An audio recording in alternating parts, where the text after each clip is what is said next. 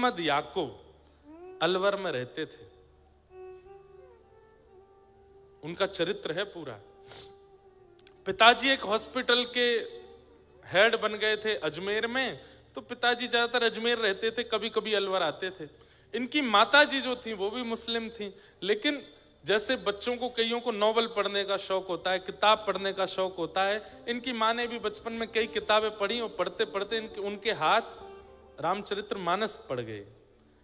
और उन्होंने जब मानस जी को पढ़ा, तुलसीदास जी के कृत मानस जी को, तो इतना मन लगा, उसको पढ़ती रही। इनके पिता ने, माँ ने, सबने डांटा, तेरा ब्याह होने वाला, ये छोड़ दे।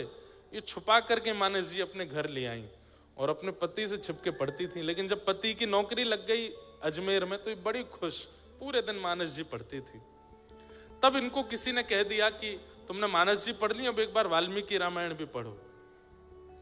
अब वाल्मीकि रामायण संस्कृत में है, उसकी हिंदी टीका तो है नहीं, उस समय नहीं थी। तब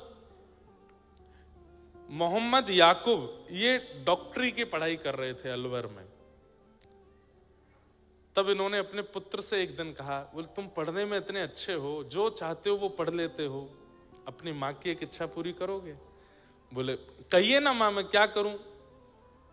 तो बोले कि है तो विपरीत बात, पिता को पता चले तो हो सकता है कि मारपीट तक उतर जाए, और समाज को पता चले तो बहुत बड़ा बहिष्कार, मृत्यु दंड तक मिल सकता है। लेकिन मेरी एक इच्छा है, मेरा मन इतना राम में लग चुका है, मैं इतना ज्यादा उनमें खो चुकी हूं, चलते फिरते मुझे राम दिखते हैं। तो इनके पुत्र बोले, माँ कैसी बात करती हो, ये तो हिंदुओं के भगवान है। बोले हाँ, मैं छुप छुप के मानस पढ़ती हूँ, मेरा बहुत मन है कि मेरे प्राण निकले एक बार, उससे पहले मैं वाल्मीकि रामायण पढ़ूं, परंतु वो संस्कृत में है, मैं पढ़ नहीं पाऊंगी, समझ नहीं पाऊंगी, मैं क्या करूं मां?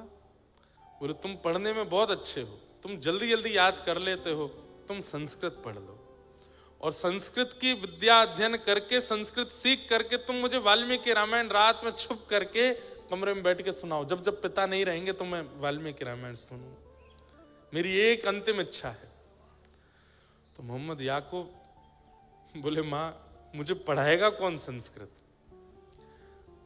पूरे नगर के ब्राह्मणों के पास गए, सबने कहा तुम मांस मदिरा का सेवन करने वाले हो, मुस्लिम हो, तुमको हम संस्कृत नहीं पढ़ाएंगे। तो मां ने कहा, बेटा मेरे लिए इतना नहीं करेगा? बोले क्या? तू छोड़ दे मांस मदिरा, नहीं खाया कर।